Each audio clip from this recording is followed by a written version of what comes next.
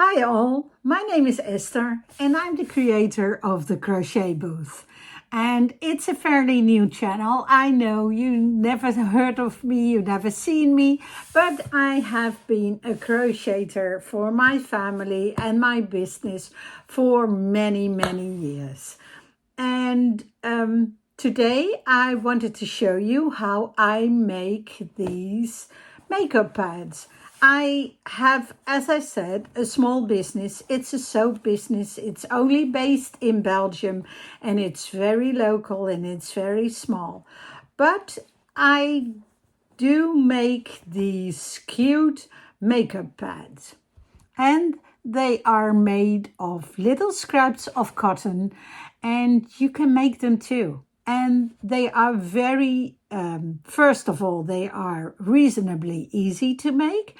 And second of all, they are very sustainable because you don't throw away your makeup pads. You don't have to buy new stuff every now and then. You just make these and you can use them. You put on a little bit of soap on the top of it. If it has very bad stains, you can put a little bit of soap on it and you throw them in the washing machine.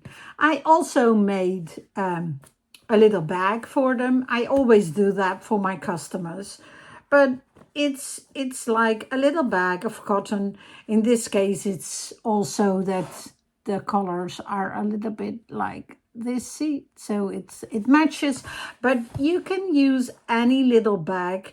I'm gonna show you to make soap savers as well, and those bags you can use too. It's very easy in use, it's very convenient, and it saves you money. And who doesn't want to save money? So let's go.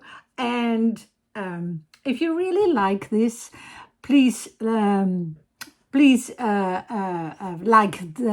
the like button, and if you would like to also subscribe to my channel, because I will get out more videos. I know it's not much yet, but I will show you more, and it all will be like colorful stuff because I like colorful things.